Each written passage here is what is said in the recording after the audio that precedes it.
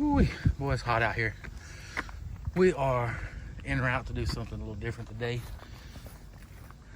Whew. We're gonna go work on this bad girl. Taking it up to see Tim, Mr. Life is Good.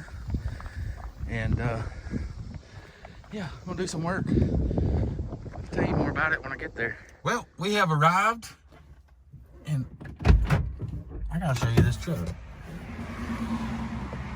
Boy, that thing is sexy. Ooh. Before he comes out here. Before he gets out here, let me show you this.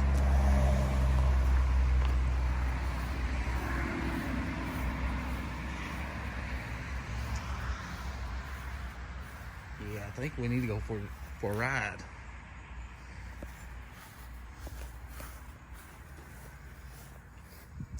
Come pick up a new truck. Brought the trailer. That's nice. You'll be on camera? No.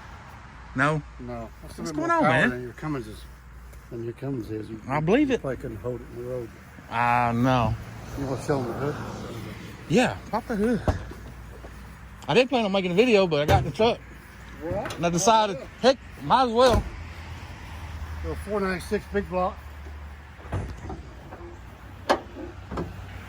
496 big block? Yes, sir. Gets me probably about 550 horse. Goes about 40 miles an hour, matches gas, and just goes crosses up in the road. Pretty wicked. That thing is sexy.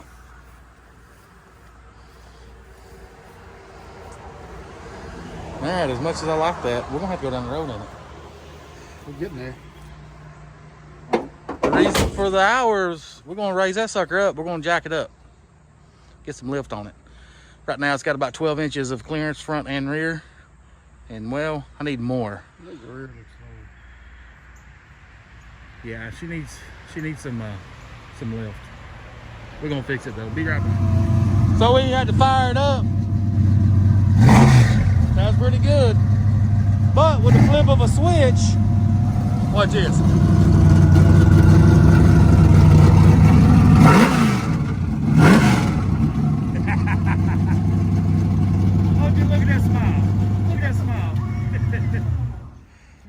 Beast. Yes, she is. All right, guys, the reasoning for this is the clearance from right there to the ground, sitting as it was 12 inches clearance, and I need 15, 16 inches clearance.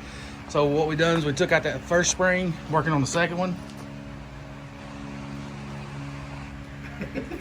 He's over here. Got my cameraman over here messing with me. I gotta take out that other one, but we took this one out. And we're changing the tender spring, and the tender spring is the little springs up top. So this is what we took out, and this is what we're putting back in. You can see the size comparison there. So we can jack that thing up. Size matters. What's that? Size matters. Is that right? Yes. It does with razors because you need clearance. Let's see. I don't know if you can see, but underneath here, nasty. It's I been. will not show them that. It's That's been a terrible horse job. It's been beat up. Well, I didn't put a lift on it. Look at mine. I ain't gonna compare mine to yours. You're a little more OCD than I am. Hey, that's clean to me. It's not for you, huh? Don't make sense. It doesn't make sense. I recorded a video yesterday, and at the end of it, I said, Cash, you want to close it out? It don't make sense, it don't make dollars. And he's like, if it don't make dollars, it don't make sense. I was like, that's my boy for you. There you go. Anyway, I'm gonna show you a little size comparison while we're changing that out to give it a little more lift. And jack this thing up so I won't beat the bottom up so bad. Whew. All right, guys, we're getting somewhere. I'm gonna show you a little comparison to the back tender spring. Now, this upper part, that's the tender spring. That's the cushion of your ride. And that right there is basically, I guess, your suspension. What do you call that? I mean, it's not dual rake springs or system, but it's got the tender spring. I think they call it a dual rake. Some of those guys are saying these ain't dual rakes. Yeah, well, there's two springs, why not? That's what I'm thinking. But the tender spring is basically your plush ride when you're going through the trails. Yeah, this one here does your lower. Well, don't put me on video, dude. I'm camera shy. This one here does your low speed bump compression. This right here sucks up the big bumps. Right. You know, and the problem with like mine was they were all compressed, so you had zero low speed compression. Yeah. Yours, if you look at the other side, it's still not compressed. Yeah. So Yeah, but these are notorious for going out. I mean, she's jacked up, no weight on her. right, because they was when it was low on the ground, it did have a little bit of compression here. Yeah. But you had some, good travel there. But the front was worse. Yeah. Yeah. But knowing that's going to be a replacement in the future. Plus, my main deal right now is just clearance. I need ride height. And, this is a 4-seater Limo Life RZR RZR. So I need extra clearance. But the comparison of the springs side by side, new tender spring, OEM tender spring. Big difference. So what I'm hoping to gain is a good 2 or 3 inches. And get some more clearance. What's going on, folks? We are back at the house and I'm about to go show you what I've done to that thing. But got something else in the mail. Tell you about that in a minute. And I'm getting ready to mow, so figured I'd pull this thing out and show you before I mow. But would you look at there? Look at there. Oh yeah, check out the new light bar. New light bar installed. This sucker's super bright.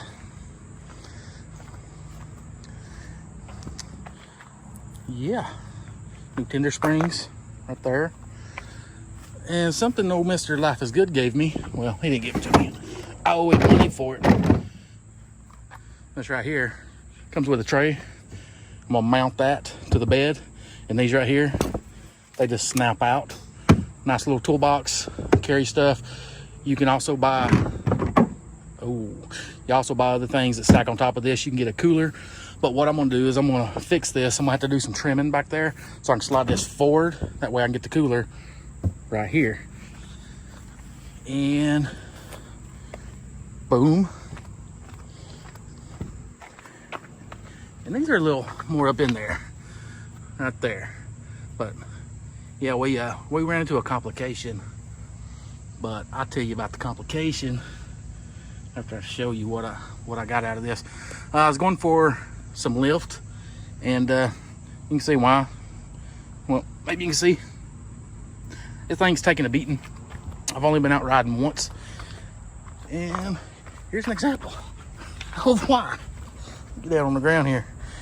This right here, low clearance. So what it was sitting at from this little plate here to the ground and the back plate to the ground, it was sitting right at 12 inches. 12 inches. So when we got in it, whoa, about to fall here. So when we got in it, it sat even lower. I'm gonna say about 10 inches off the ground, but now she's sitting at about 16 inches. When we get in the cart, it dropped down to about 14.5 to 15 inches of clearance on the front, and then on the rear it's sitting right about 15.5 to 16, and it's almost the same in the rear when we get in. So plenty of clearance for until I get some new tires and rims. I'm gonna order 32 inch, so I have to give it a little more clearance. I might buy a lift kit to give it some more. I don't want to go too high because I want to be able to have fun without risking turning it over, because the higher you go, it takes away from the fun, especially if you want to go around and do donuts. But anyway, the complication I ran into was right here. Taking this shock out, I hit this little spot right here. Oh, this right here. It had a sensor plugged into it, but I broke it off. Anyway, we got it all back together. Told Tim, I said, fire it up. He tried to fire it up. It didn't have power. The lights and everything would come on, but it wouldn't fire up. So we started tracing everything down. We got it to start. What we done is I jerked out the seat. Once you pull that seat out, the battery's right here. Oh, let me turn this thing around. Pulled out the seat and let it sit for about 3 minutes. Then we hooked it back up, and it fired up.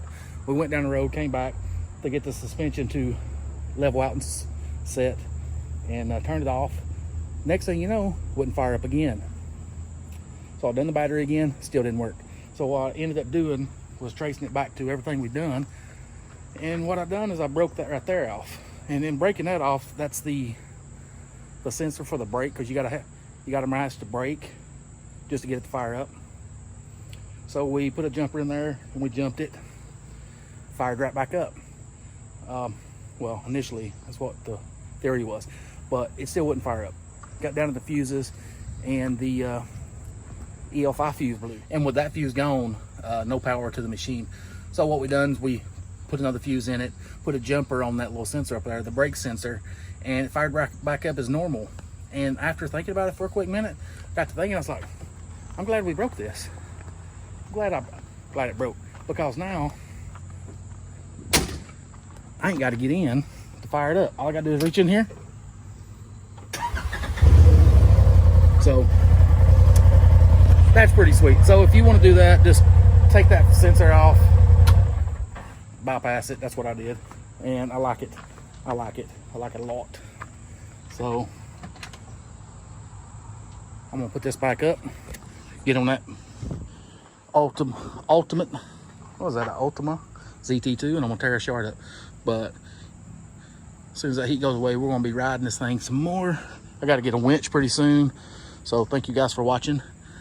All my YouTube monies go towards new accessories for this.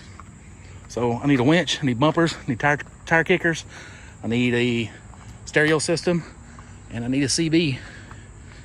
So all of that, I need about $3 grand. About $3 grand, and I'll take care of it. All right, guys, catch you in that next video. See you, bye. And oh yeah, I didn't tell you what this is for. That's the back windshield. Forgot all about it. It's gonna go right up there. Try to keep stuff from coming in, because once you spin those tires in the mud, stuff likes to come over. But I just recently put on the mud, or rock blocks, flares. They are mud busters. Right there it is. Knock down on the mud. Back glass to go right here. Well, actually, it's plexi, but you know, back windshield. And yeah, these fender flares as well. Yeah, I forgot to touch on that. Back windshield. See you, bye.